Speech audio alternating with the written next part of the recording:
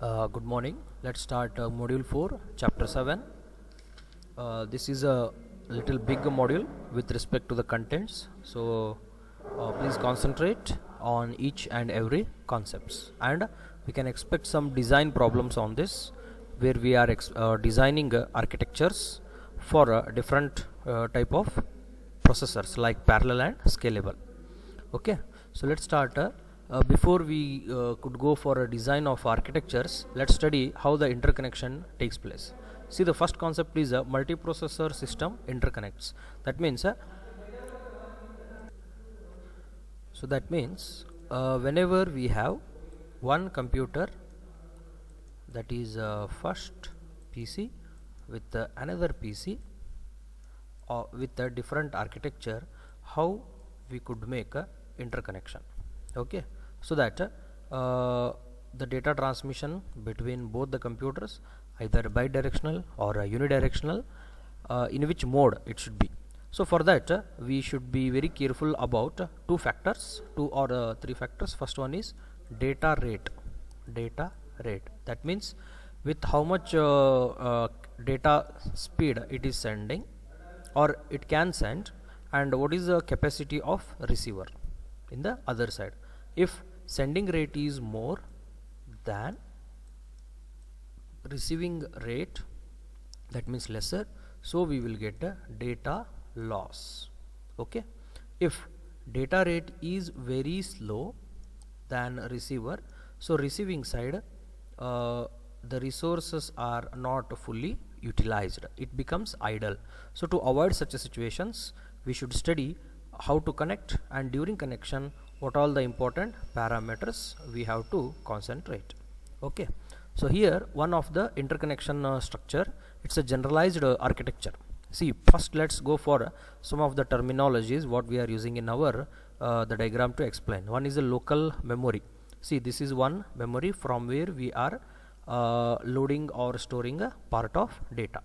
Okay, next one is shared memory. See, this is one shared memory.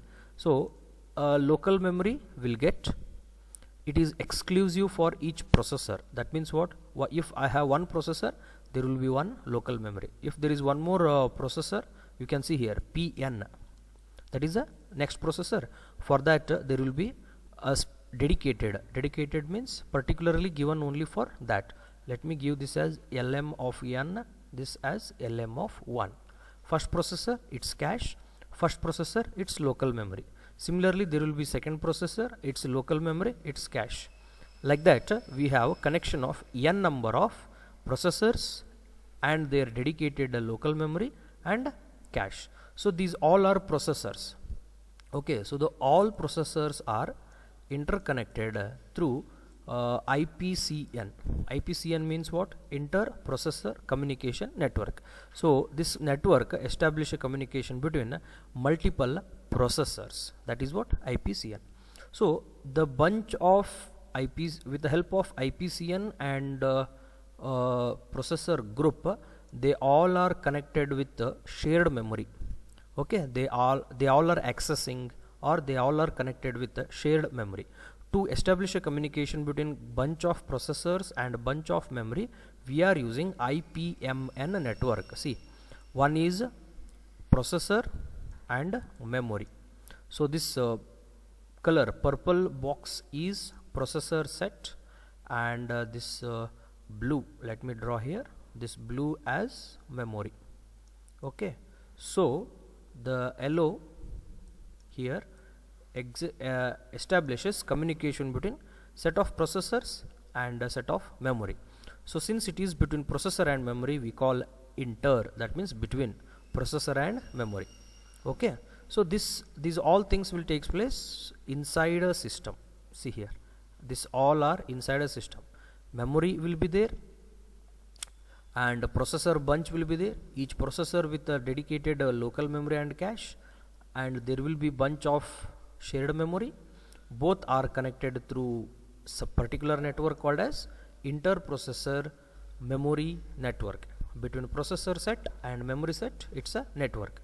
So now these all are connected to the external world through input output, through input output. See, this is what input output set.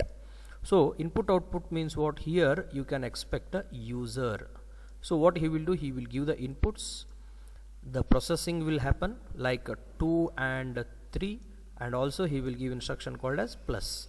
So execution takes place here, and output answer 5 will be shown on the output devices. What are the output devices? Like example, printer. Here you can also add monitor. Okay, so terminals like keyboard. Okay, so many disk units like HDD, hard disk, etc. Okay, so this is how so many processors communicate with memory, so many processors communicate with user.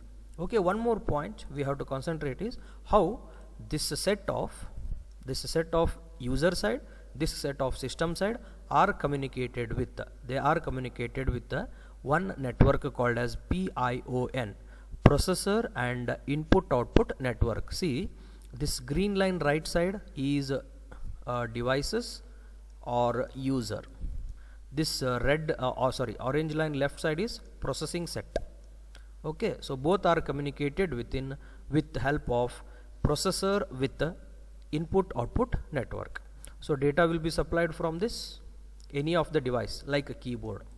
So value 2 and 3 are given. So they are forwarded to a memory through PION network, and one particular processor who want to execute 2 plus 3, he will collect the data through IPMN. He will keep a copy in local memory or cache, and he will process and give the answer as 5, and answer 5 is stored, and also it is sent to the external output device. From this shared memory, it is sent to the processor and memory network. From memory network through PION, it is sent to the external world. Okay, so this is how microprocessor in system interconnect will work. Okay, next. So what are some characteristics? Okay, so of a network. Okay, hope you all studied most of the terminologies what I am explaining here. Topology, type of connection. We have a star topology, mesh, ring, etc. Okay, next one is what is one more important. What is important of topology? Always remember, based on topology, the cost of the network is decided. Also, we can predict whether the data is going to be data loss happens or resource idle case may exist or not. That we can predict. So next one is timing protocol, whether there is a delay in the transmission or whether there will be a faster in the transmission, at what time data can be expected, what time data can be expected to send or received. These all we can expect with the help of characteristic called as timing protocol. Next one is switching method. Okay, that means I think we are studying two methods. One is omega network and butterfly method. So those are the two switching methods what we are studying in the concept of network characteristics. Next one is control strategy. Control strategy means whether there is a centralized controlling between multiple nodes, okay, or there are distributed like this, okay, and nodes are in the red color like this.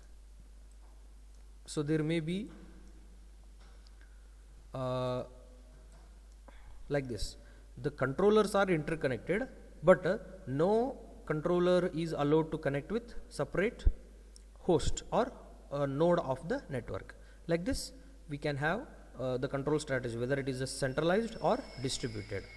Okay, next, interconnections of a processor exist only when it is a multiprocessors. If it is a single processor, we don't need to study about interconnection. Interconnection always exists whenever we have multiple number of processors, and whenever we have multiple number of processors, we have to think about a synchronous. Okay, synchronous means what?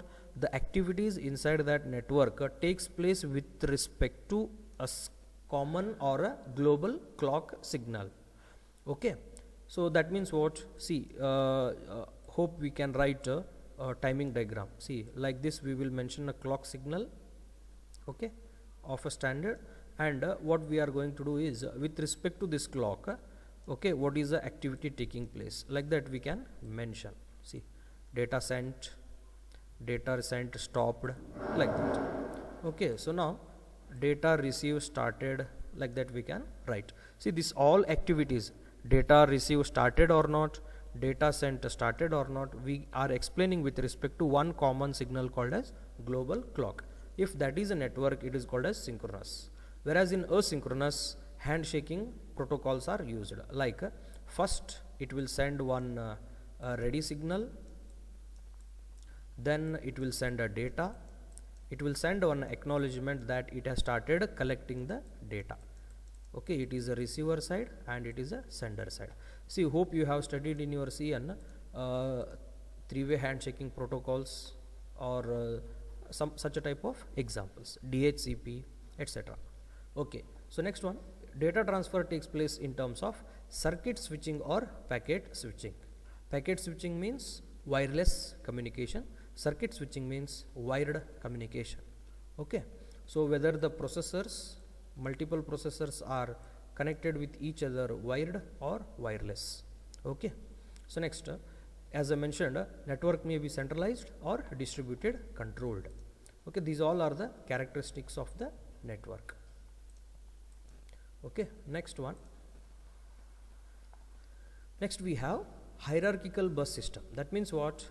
One level, after that another level. See, the same diagram what we have studied here, it is a global in the sense it executes all at a time, but now it is divided into level based. Okay, see this analysis.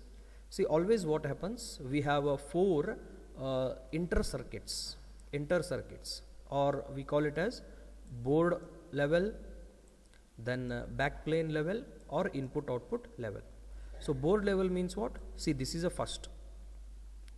Okay, here what happens whenever a processor wants a data, see here, this is a CPU. First it will try to search its local memory. If data is present, it will try to fetch. If not, local memory means, please remember it as a registers. If not present, it will try to search in the cache. Okay, so if present, it will take and calculate. If not present is a case. Now it can go for two options. One is IF, another one is IOC. What do you mean by IF? Interface logic. Assume here we have connected one keypad. What is that? 3x3 keypad. Okay, so next one is IOC, input output controller, like thermal sensor. See now, what is the difference between thermal sensor and 3x3 is, here user has to press a button, but here user has no role, just it will sense a temperature and it will collect. For if an interfacing device is user controlled, connect through IF. If some signal, some input device which is automatic, compulsory we have to connect through IOC, input output controller. What input output controller will do is, it will send one message that sense the temperature now and give me the answer. So it will sense the temperature and it will give it to the computer. For based on that, it will calculates. Since 3x3 matrix or keypad is not automatic, here user has to press a button. For that reason, we cannot connect directly through IOC, we have to connect through IF. Okay, here user will give, here automatically data will be collected. So for this CPU, if no data is not at all available in this section, through backplane bus system, it will try to connect with the external modules or external boards. Always please remember, if data is not present on the original board where there is a CPU, it will not go for input output. first it will try to search in the memory whether data is already collected or not. In terms of memory cells, if data is present in the memory cells, it will be collected back and given back for the processor to calculation. Okay, hope, let's assume in the memory controller also and IF, that means interface logic, there also data is not present. In that scenario, what happens? First it has searched its own priority one, its own neighboring storage elements, then it tried to search in the memory. Now it came to know that it is not present its own board as well as memory board, which is in a rank 2. Definitely it has to go for asking for the user. So now what happens? Asking for the user means it is third choice. So how the user can give the data? See this, user will through some of the units like disk, hard disk. You can expect this as a sensor also. Okay, sensor also. So through this it will ask collect for the data. So once the data is present, it will execute. Now to perform these all the 3-stage activity, we are in the need of perfect communication at every stage. So to exhibit a communication between CPU and local bus, CPU and local memory, CPU and some buffer, CPU and any of the memory cells, to execute all this communication, we will take help of communication board. So this communication board will control all the data transfer activities in the hierarchical bus system. Okay, so hope the previous concept is explained with respect to hierarchical means here CPU directly will not ask the external user. It will first try to search in the local memory or the cache. If not found, it will try to get through sensors or the user input device. Okay, so really speaking, user input devices, again they will come in with the help of IO board only. Okay, now next, if not found, it will go for memory. If not found there, then it will, with the help of IO board, it will ask the user to execute all these activities on time. We have a communication board which controls communication between any two modules at any instance of a time. Okay, so what all the notices we did in the previous is local bus, that is within the chips, that means on the same board. Then comes memory board. Last, it uses the for data transmission between any two levels, we need a data bus. Okay, local bus, here I will try local bus where all we have found. Well, let's mark them. Local bus is here. One is a local bus where it performs the activities only inside the CPU board. What is the purpose of that? It will transmit data between any local memory or a cache with the processor. Okay, so now what is the second one? Backplane bus. Okay, where we can find a backplane bus is between any two boards, between two boards like CPU board and IO board, or CPU board and memory board, or CPU board and communication board, or IO board with communication board. These all are interconnected with the help of backplane bus. So first it search in the local bus, then it will try to search in the system bus. Last one is backplane bus. Next comes system bus, or also it is called as backplane bus. Okay, so now how the IO board sub components are connected is called as data bus. So same way here also data bus between for communication board. Only difference is in terms of memory board. What is that? Memory bus, because it is connecting between 2 or 3 or multiple memory type of devices. So we call it as memory bus. Last one is input output bus. Okay, so here we can find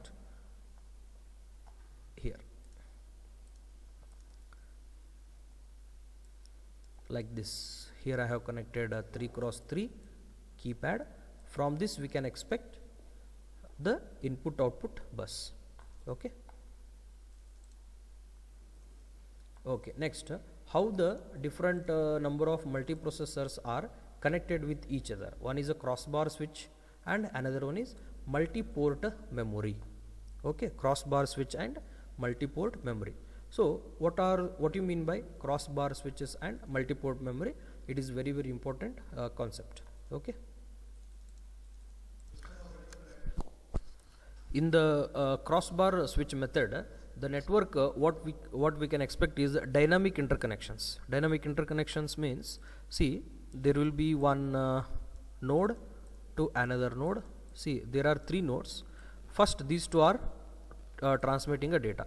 Suddenly the transmission activity completed by this. At that time, it should not keep the connection connected in the connected stage only. It has to stop this channel and it has to create this.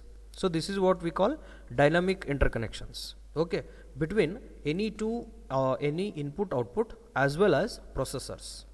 Okay, so as well as processors.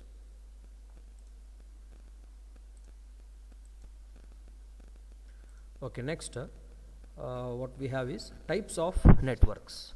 So based on this we have one problem in the next concept. So concentrate on the definitions. Now first how we have defined different types of network. First parameter we have defined is based on stages, single stage or recirculating.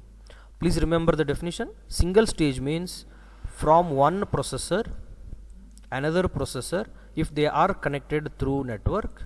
Okay, now what happens, it will send a data packet, it will send one data packet. Okay, once it is sent, no recirculating, once it is sent, done. Just like radio. Okay, what happens in the radio, we cannot get the data once again.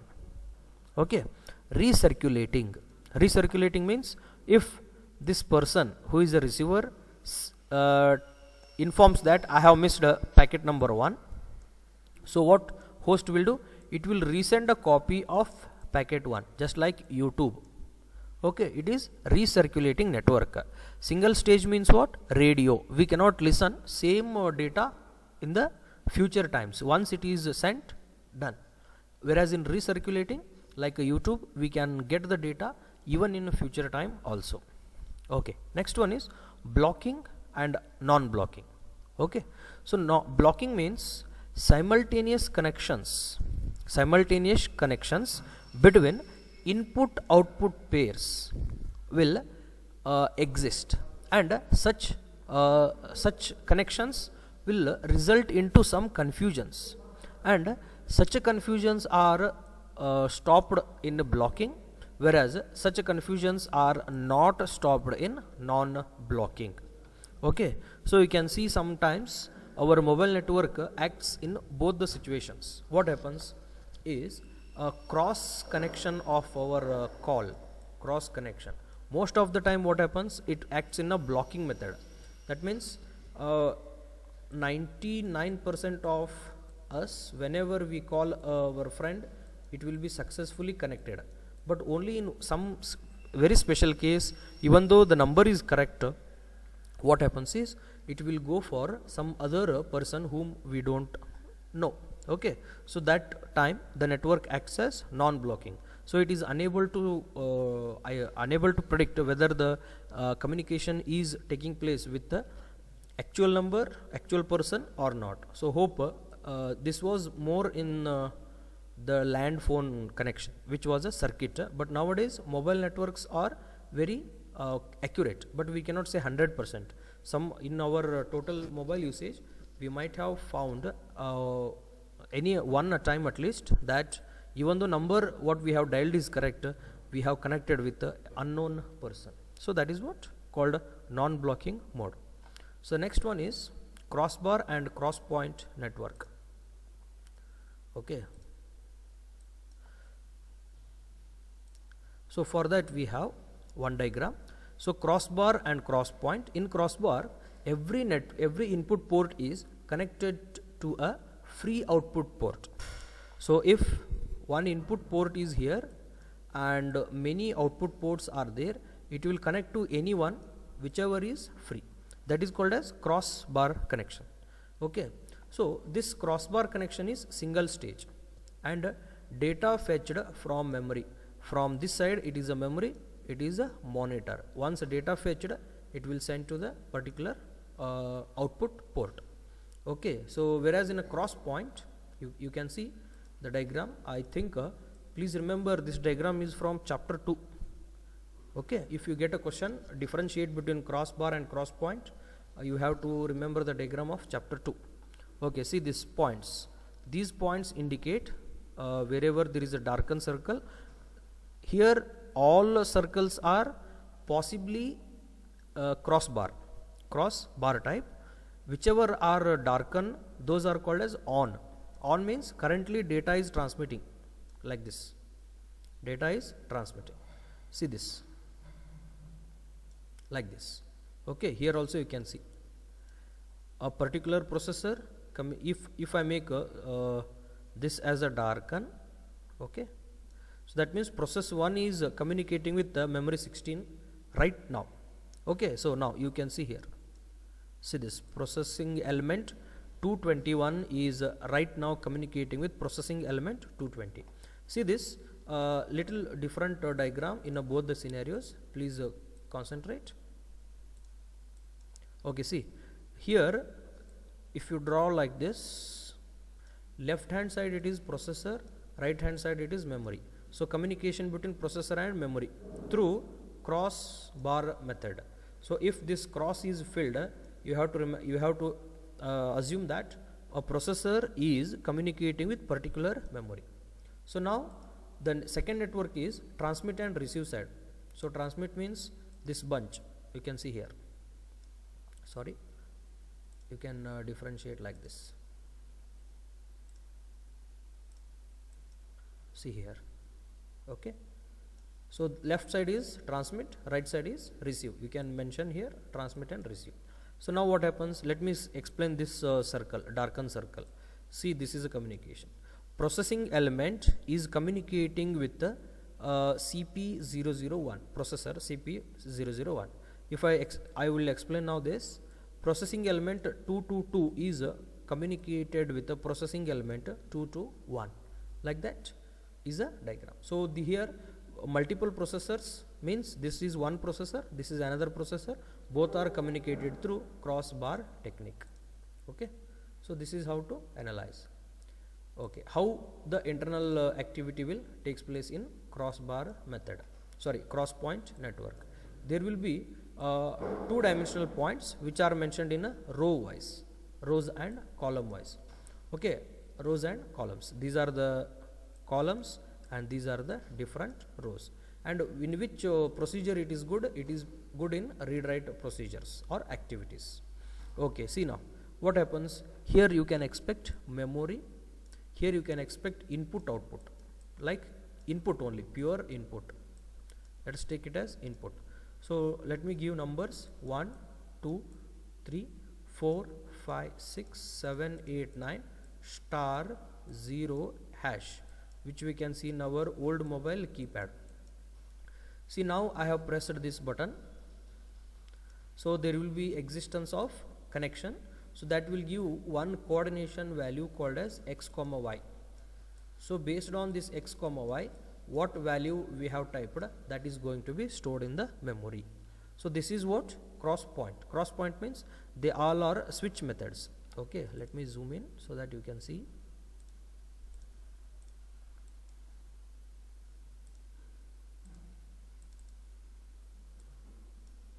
See here, these all are switch methods, you can see here. So if it is a switch, if I press here, this will be connected, this is connected.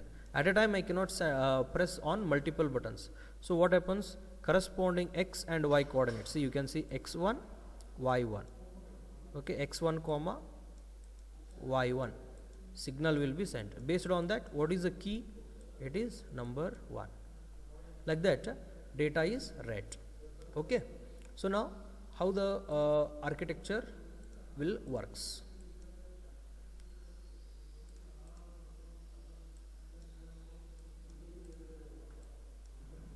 Okay, see here, first purpose is it is used for read write operation. Okay, it is used for read write operation. Now processors n and processors n, see this side n and this side n, they are communicating with some of the method called arithmetic multiplexer module. So what it will do, possibly it will generate one address, and based on that address from the memory a data is fetched. Whatever data is fetched, it is through the multiplexer, it will be sent back to any of the processor. Okay, so how it takes place? With the help of arbitration logic. Arbitration means reservation. So first it will send a request that I want particular data. So it will send an acknowledgement whether it is possible to provide a data or right now or not. If yes, it will send one address. Okay, it will send one address. What address it can send it can fetch a data. So that address is sent here, and from the memory it is searched. Once data is provided, data will be supplied to the external world. So continuously request acknowledgement type of method will takes place. Okay, fine.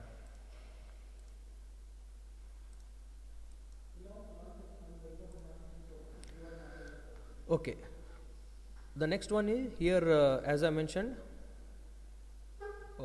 let me show here. See this multi-port. Now we have finished a cross bar switches. Now we are working on multi-port memory. Okay, so how the multi-port memory will be? It is first thing, it is a low cost. Okay, manufacturing cost is very low and high bandwidth. So with less cost we can get a, see what is the general thing is, earlier days for 2 GB pen drive we used to pay in terms of 600 or 700, okay, or some thousands.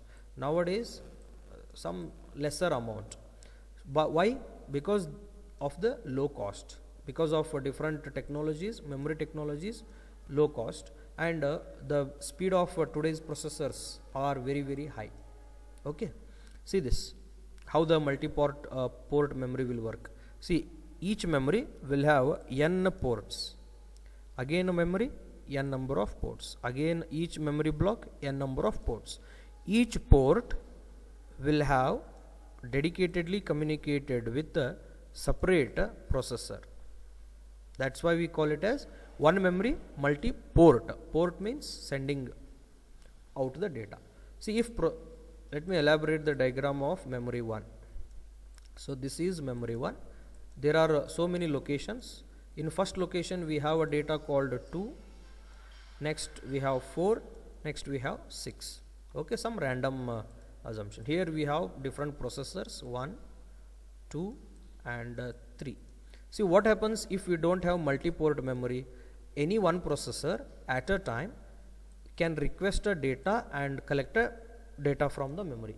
If we have a multi-port, any processor can request for any number of or any particular location of the memory. Since it has multiple outports means sending out ports, so it will send data at a time to all the 3 processors. See what is the advantage? At a time all 3 processors will get a data, so they will start execution at a time. What we can expect is high performance. Okay, so now this second diagram is little difficult. Difficult is because we have added one more scenario called as input output. Now all the P1, P2, P3 ports which are outer type. So now is, can we define in ports also for memory? Yes. See here user will give through keyboard a value.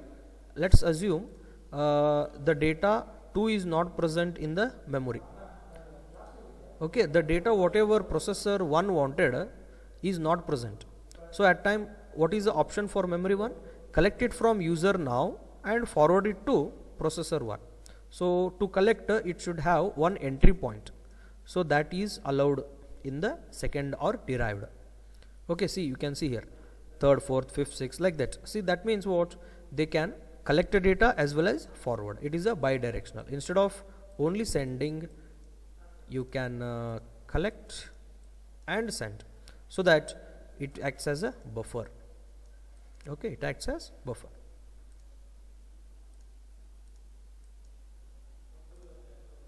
Okay, now how to combine different networks, and also the networks should be multi-stage, not a single stage. Multi-stage means recirculating, please remember it. Here I have mentioned this recirculating word, you can expect this as multi-stage. Okay, so where we have to use, let me give the first. It is used in large multi-stage processor system. It is used in large multi-stage processor system like car manufacturing unit,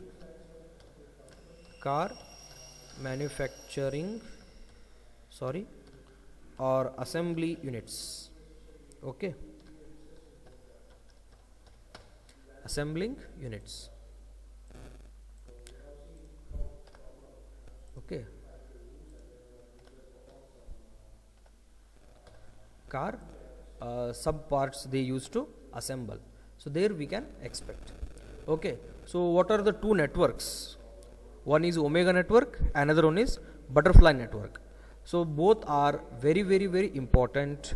So what I suggest you is, this question will be for minimum of 8 marks. This I will solve on the board and I will upload in the channel. So if you go through with your previous year question paper, 100% this question is asked. Explain how the omega network is constructed. It is a program as well as problem based. So what I suggest you is, after watching this video, refer that video also. Okay, thank you.